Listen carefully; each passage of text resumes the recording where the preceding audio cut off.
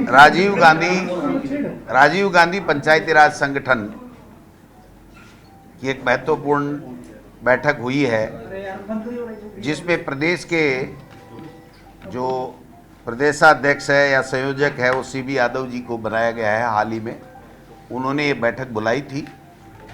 Congress party के तमाम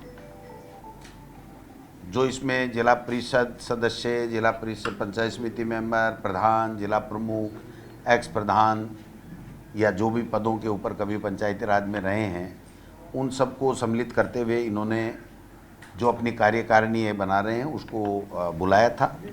आज हमारा सौभाग्य है कि हमारी इस बैठक में हमारे प्रभारी राजस्थान रंधावा साहब भी पधारे थे। मैंने इनसे कल आग्रह किया कि आप आए हुए हैं, एक महत्वपूर्ण बैठक है, तो आप पधारें हैं, तो इन्होंने सहज से स्वीकृति प्रदान की। हमारे कई लोगों के सुझाव आए, कई लोगों की मांगे भी आई, कैसे संगठन को मजबूत किया जाए, पंचायती राज कैसे मजबूत हो। हमारा सौभाग्य है कि हम उस पार्टी के सिपाही हैं जिस पार्टी के महान नेता राजीव गांधी जी ने पंचायती राज एक्ट नया ला करके पंचायती राज को मजबूती देने का काम किया। हम इसलिए भी सौभाग्यशाली हैं कि पंचायती राज की स्थापना पूरे देश में पंडित जवाहरलाल नेहरू जी के नेतृत्व में हमारे राजस्थान से, नागौर से की गई थी। तो तमाम लोगों की जो बात थी वो सब लोग सरकार की योजनाओं से बहुत खुश थे, महंगाई राहत कैंपों से खुश थे। उनकी छोटी छोटी बातें थी कि साहब जो पंचायत समिति के जो कमेटियां होती हैं, जिला परिषद की जो कमेटियां होती हैं, उनकी प्रॉपर समय पे मीटिंगें नहीं होती हैं। एक प्रधान को जो गाड़ी मिलती है उसमें भी जब महंगाई राहत कैंप चल रहे हैं तो 2 महीने चलेंगे तो हमें तो 15 दिन का ही अधिकार मिलता है, तो हमारे सामने दिक्कत आ रही है। कुछ भत्तों की भी बात थी, कुछ सर्किट हाउस में ठहरने की भी बात थी, कुछ जो एसएफसी, टीएफसी, एफएफसी का पैसा मिलता है उसमें भी उनका ये कहना था कि जल जीवन जल मिशन में जब चल रहा है तो पानी के लिए ही केवल फाइनेंस कमीशन उसमें परमिशन देता है, तो वो दूसरे कामों में भी हमको अनुमत हो जाए, इस तरीके की बात भी थी। तो सारी बातें हुई। चूँकि मैं खुद पंचायती राज से निकला हुआ हूँ, मैं प्रधान रहा और उसके बाद में एमएलए बना और यहाँ तक पहुँचा, तो मुझे भी काफ़ी उनकी जो प्रॉब्लम्स थी उनकी जानकारी थी। तो हमने सबको उनके साथ में शेयर किया कि किस प्रकार से जो सरकार से हम लोग मांग करवा सकते हैं वो हम लोग सरकार को लिखेंगे कि ये इनकी जायज़ मांगे हैं जिनको आप सरकार से इसको पूरा कराया जाए। और राजीव गांधी पंचायती राज संगठन एक ऐसा संगठन है जो हमेशा ग्रामीण विकास के लिए काम करता है। गांव के जो जनप्रतिनिधि हैं, वार्ड पंच से लेकर के जो सरपंच हों, पंचायत समिति मेंबर हों, उनके माध्यम से जो किस प्रकार से सब लोग साथ मिलकर के जो ग्रामीण क्षेत्र में विकास के काम कराने की बात हो, चाहे दूसरी बातें हों, और सरकार की योजनाएं भी तकरीबन पंचायती राज के माध्यम से ही संचालित होती हैं। कोई बहुत रेयर चांसेज में, मैं कहता नहीं डिपार्टमेंट करते होंगे, कोई सड़कें फड़कें भले ही करते हों, बाकी सब चीज़ें जितनी भी योजनाएं आती हैं वो पंचायती राज के माध्यम से ही होती हैं, चाहे मनरेगा की बात हो, चाहे कोई दूसरी बात हो। तो इन सब को हमने सुना है और हमने पूरा आश्वस्त किया है कि हम लोग आपके जो भी समस्याएं हैं उनका समाधान करेंगे। और कांग्रेस पार्टी की तरफ से ये जो कांग्रेस पार्टी का संगठन है, इसको जो भी सुविधाएं चाहिए, जिस तरीके का सहयोग चाहिए वो हम लोग देंगे।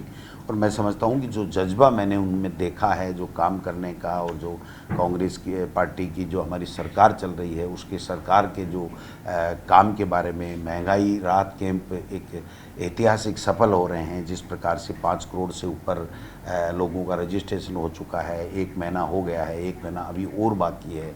अन्य जो प्रशासन, गाँव के संघ और शहरों के संघ भी हमारा जो अभियान चल रहा है उसमें भी काफ़ी लोगों के काम हो रहे हैं।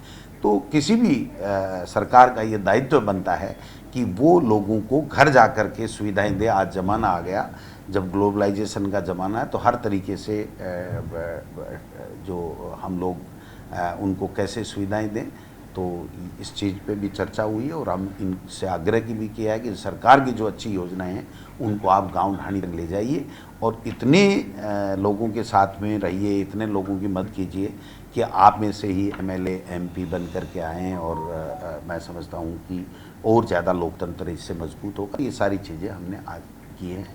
बिल्कुल, हमने कहा है कि भाई मैं पंचायती राज से प्रधान से आकर के आज 15 साल में 2005 में मैं आया था और प्रदेश अध्यक्ष तक और 3 बार एमएलए बन सकता हूं। तो मैंने मेरा जो मूल मंत्र है कि पंचायती राज में प्रधान रहते हुए मैंने ग्राम पंचायत के सरपंच, वार्ड पंच और ग्रामीण परिवेश के लोगों में खूब जो है वो भ्रमण किया, लोगों में बीच में गया, उनकी समस्याओं को सुना, उनके बीच में बैठ करके उनकी समस्याओं का समाधान किया। तो वो जो जुड़ाव है वही मुझे यहाँ तक खींच के ला रहा है। और मैंने ये भी कहा कि जब मैं प्रधान के बाद में फर्स्ट टाइम एमएलए बना तो सबसे पहले मुझे राहुल गांधी जी ने बुला करके 35 मिनट तक मेरा इंटरव्यू लिया था कि पंचायत राज से निकले हुए जो जनप्रतिनिधि युवा हैं वो एमएलए बने हैं, वो क्या फील करते हैं, पंचायती राज में कैसे और ज़्यादा मजबूत किया जा सकता है, आप क्यों बने, आप प्रधान ज़्यादा अच्छा होता है या एमएलए ज़्यादा अच्छा होता है। तो ये सब चीज़ें उस वक्त हुई और उस वक्त वहाँ मेरी एक एंट्री हो गई थी और उसी एंट्री से मैं ये मानता हूँ कि मैंने अपना काम किया, लेकिन पार्टी ने मुझे ऊपर खींचा। तो उसमें बहुत बड़ा योगदान उस पंचायती राज का और राहुल गांधी जी की पहली हमारी 2009 में जो मीटिंग हुई थी उसका मैं मानता हूं, क्योंकि उन्होंने हमेशा फिर जो उनके पास में फीडबैक जाता है उसमें से वो देखते रहते हैं कि कौन लोग कैसा क्या काम करते हैं। तो उसी हिसाब से मुझे मौका मिला है तो मैंने अपने आप को जोड़ते हुए कहा आपको क्यों नहीं मिल सकता, आप काम कीजिए और काम करेंगे तो निश्चित रूप से ये सब चीज़ें होंगी। तो ये सारी चीज़ें हैं। आगे जो मीटिंग की थी बीजेपी ने 3,500 करोड़ का घोटाले का आरोप लगाया, भ्रष्टाचार का। राजेंद्र राठौड़ जी ये कह रहे हैं कि अगर ये आरोप साबित हो गए तो मुख्यमंत्री जी भी जो है अरेस्ट होंगे। देखिए, पहली बात तो राजेंद्र जी राठौड़ का बात तो मैं ये जवाब देना चाहता हूँ कि आरोप तो भारतीय जनता पार्टी मोदी जी ने जब यूपीए की सरकार थी तो बहुत बड़े बड़े लगाए थे, लेकिन उन आरोपों में कोई सत्यता नहीं थी। और आज तक 2G स्पेक्ट्रम हो चाहे कोई दूसरे जितने भी बातें हों उन्होंने कर करके सरकार हमारी बदल दी, लेकिन वो एक में भी ऐसा कुछ भी साबित नहीं कर पाए। दूसरी बात, मैं आरोप लगाना चाहता हूं राजेंद्र जी राठौड़ पे कि अगर इसमें कुछ भी है तो आपके प्रदेश अध्यक्ष ने कहा 2013 से ये खेला चल रहा है, जैसा प्रदेश अध्यक्ष बीजेपी ने कहा। तो राजेंद्र राठौड़ मंत्री होते हुए वसुंधरा जी के मंत्रिमंडल में वो अपने आप को क्लीन चिट कैसे दे सकते हैं? उनको स्वयं जिम्मेदारी लेनी चाहिए कि मेरा प्रदेश अध्यक्ष 2013 से ये घपले बता रहा है और 5 साल में वसुंधरा जी के नेतृत्व में मैं मंत्रिमंडल का साथी रहा, तो मैं जिम्मेदारी लेता हूं और मेरे पद से त्यागपत्र देता हूं। पहले मेरी जांच कराई जाए और उसके बाद में उनको दूसरी बात कहनी चाहिए। जब वो 2013 से 14 से ये आरोप लगा रहे हैं तो कोई भी नहीं बच सकता, उनमें से कोई भी नहीं बच सकता। तो इसलिए ये आरोप जो लग रहे हैं हमारी सरकार के ऊपर, ये बेबुनियाद लगा रहे हैं, केवल एक माहौल क्रिएट करने के लिए बुला रहे हैं। अब 4 महीने में चुनाव आ गए, इसलिए इस तरीके का माहौल बना दो कि ये तो सरकार भ्रष्टाचार में लिप्त है और ये हो गया वो हो गया। आप बताइए, जो पेपर लीक का मुद्दा बना रहे हैं, 8 पेपर उनको निरस्त करने पड़े पेपर लीक के लिए भारतीय जनता पार्टी, और 11 पेपर ऐसे थे जो लीक होने के बावजूद भी उन्होंने जानबूझ के बेशर्मी से वो जो नकल या पेपर आउट हो गए उसके बावजूद भी नियुक्ति दे दी और सही लोग वंचित रह गए थे। हमने राजस्थान की विधानसभा में, मैं चीफ व्हिप था, चिल्ला के ये कहा था कि तुम बेईमान लोग हो, पेपर आउट हो रहे, इसको ठीक करो ठीक करो। 1 इंच भी उन्होंने उसके ऊपर कानून नहीं बनाया। और जब अब हमारी सरकार के समय में कड़ा कानून बना, सरकारी कर्मचारी बर्खास्त करने का कानून बना, और उसके बाद में इन बच्चों को पूरी तरीके से, ये बच्चे क्या चाहते थे कि सब दोबारा एग्जाम हो, दोबारा एग्जाम की बात आ गई। सबकी अब आगे से इनका शुल्क नहीं लिया जाएगा, 1 टाइम शुल्क लिया जाएगा। पूरी की पूरी बसें उनकी लेने ले जाने की फ्री कर दी। पारदर्शिता के लिए कड़े से कड़ा कानून उड़ा दिया। तो हमने किया। अगर ये कानून ये ले आते तो आज ये नौबत नहीं आती कि ये जो गैंगे हैं सक्रिय पूरे हिंदुस्तान में। आप बताइए, पंजाब में अभी अभी सूचना ये 1 महीने पहले पेपर आउट हुआ है। हरियाणा में तो 9-10 साल से कोई एग्जाम ही नहीं करवाने के लिए कोई अधिकारी तैयार ही नहीं है। गुजरात में आज से 4 महीने पहले जब हम लोग गुजरात गए थे पेपर आउट हुआ था। मध्य प्रदेश में व्यापक घोटाला क्या हुआ सबके सामने और पेपर आउट हो रहे हैं। पूरे हिंदुस्तान, रेलवे में पता नहीं कितने पेपर आउट हो गए जो केंद्र की सरकार, अब केंद्र की सरकार नौकरियां भी नहीं निकाल रही है और इसके ऊपर कोई कड़ा कानून। क्या पूरे देश में जब एक जैसी समस्या हो तो क्या जो केंद्र में बैठी हुई मोदी सरकार है ये चुनाव लड़ने के लिए पैदा हुई है क्या? इनको ऐसा कानून नहीं बनाना चाहिए कि साहब जो कंपटीशन के एग्ज़ाम हैं उसमें इस तरीके से पेपर लीक की इतनी बड़ी घटनाएं हर स्टेट से आ रही हैं, तो हमको इसके लिए कोई कड़ा कानून बनाना चाहिए।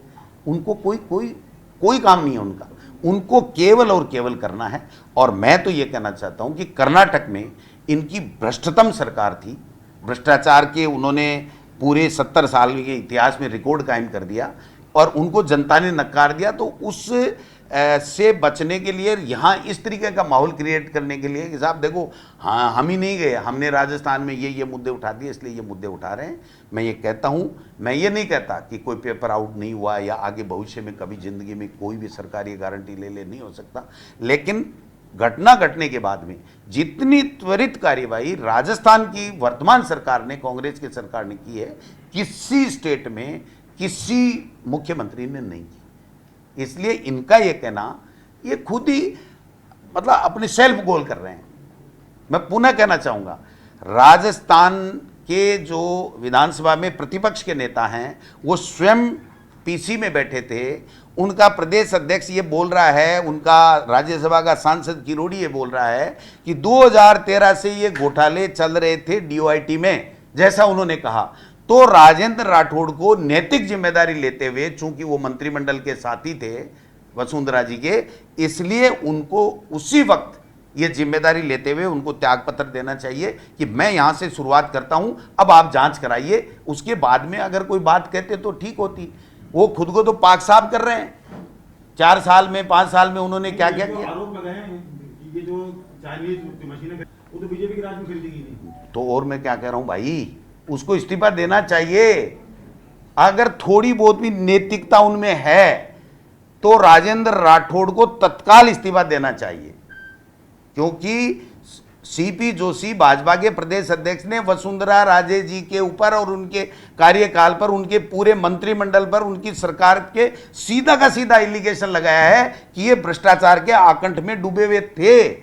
तो फिर तुम बच कैसे सकते हो, ये मैं कहना चाहता हूं। सर, ये तो मोदी जी के 3-4 दौरे हो चुके हैं, चुनाव अभी पूरे, लेकिन अपने सबसे मास्टर स्ट्रोक को अभी उन्होंने उतार दिया चुनावी समय में राजस्थान में। देखिए, मोदी जी तो कर्नाटक में भी किया था, क्या हाल हुआ, कितनी रैलियां की थी, गली गली, गांव गांव, कूचे कूचे घूमे, लेकिन बेआबरू होकर के और वहां से निकले हैं। ठीक है, तो यहाँ कितने भी मोदी जी आए, पहले भी आए 3 बार, क्या करके गए, ईआरसीपी कोई जवाब नहीं। जब दौसा में आए ईआरसीपी कोई जवाब नहीं। अब अजमेर में आ रहे कोई जवाब नहीं। मानगढ़ के लिए वो जो स्मारक था उसमें पैसे देने की बात थी, हमारी चीफ सेक्रेटरी को पूछ लिया था कि कितना पैसा लगेगा, क्या हो सकता है, कैसे हो सकता है, उसके बावजूद मोदी जी का वहाँ घोषणा नहीं करना, मैं समझता हूँ कि ये राजस्थान के साथ में अन्याय है।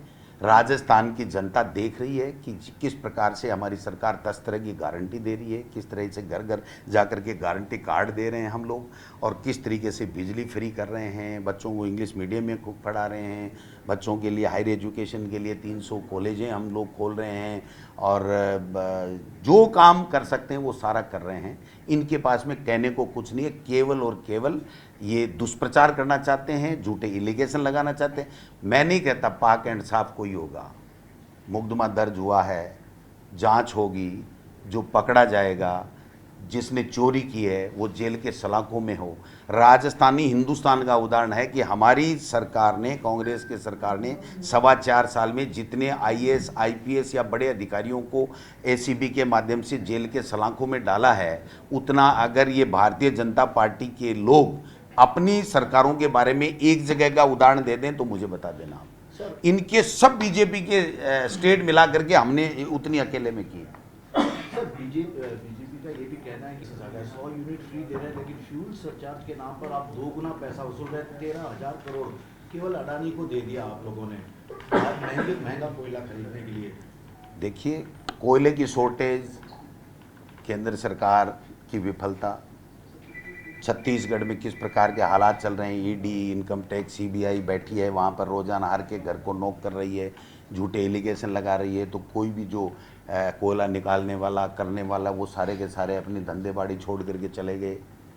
दूसरी बात मैं ये कह सकता हूँ कि जो हमने बजट में घोषणा की वो सबके सामने, जो गारंटी कार्ड दे रहे हैं वो सबके सामने, उस गारंटी कार्ड की पालना नहीं हो तो आप मुझे कह देना, मैं प्रदेश कांग्रेस कमेटी के अध्यक्ष के सर, नाते। लेकिन आपके मंत्री जी भी नाराज है, विश्वेंद्र जी, उन्होंने पत्र भी लिखा कि कोयला भी होटल से वहाँ पर बिजली का बना कर दिया गया, लोड शेडिंग 7 या 8 मुझे घंटे। मेरे संज्ञान में नहीं है, ऐसे कोई व्यक्तिगत बात का मैं संज्ञान भी नहीं रखता, लेकिन मैं ये कह सकता हूँ कि राजस्थान में चाहे किसी भी कीमत पे हमको बिजली खरीदनी पड़े, किसान को, आम उपभोक्ता को बिजली ठीक मिले, इस बात की व्यवस्था हमारी सरकार पहले से चिंतित तक कर रही है। और कहीं सुधार करने की आवश्यकता होगी और कोई बिजली खरीदने की बात करनी होगी तो हम लोग करेंगे। अभी कांग्रेस का क्या स्टैंड है? जो कांग्रेस का जो नया संसद भवन बन रहा है, कांग्रेस का क्या स्टैंड है? नया संसद भवन बन रहा है, देखिए, इसके लिए हमारे नेता राहुल जी ने भी कहा है, मैंने भी ट्वीट किया था, हम सब कर रहे हैं कि ये मोदी जी तानाशाही कर रहे हैं, सब कुछ में मैं ही, टीवी पे दिखूं तो मैं ही, सारे टीवी अडानी अंबानी को खरीदवा दिए कि मैं ही दिखना चाहिए, दूसरा नहीं दिखना चाहिए। राम मंदिर का शिलान्यास करूं तो मैं ही, दूसरा नहीं देखना चाहिए आसपास में। और आज संसद का जो हमारी सर्वोच्च संस्था है, अगर उसका उद्घाटन राष्ट्रपति से कराते तो एक बहुत बड़ा संदेश जाता, सभी मुख्यमंत्रियों को बुलाते, सभी लोगों को बुलाते, सभी पॉलिटिकल पार्टियों के लोगों को बुलाते। ये लोकतंत्र है भाई साहब, ये खुद की दुकान नहीं है। ये लोकतंत्र 75 साल से सींच करके हमारे महान नेताओं ने दिया है। मोदी जी घर से लेके नहीं लेके आए इतना मजबूत लोकतंत्र, इसलिए इसकी खिल्लियां नहीं उड़ानी चाहिए। ये असंवैधानिक काम है। कांग्रेस का बिल्कुल क्लियर स्टैंड है कि लोकसभा के संसद भवन का उद्घाटन महामहिम राष्ट्रपति जी के द्वारा होना चाहिए, न कि प्रधानमंत्री के द्वारा।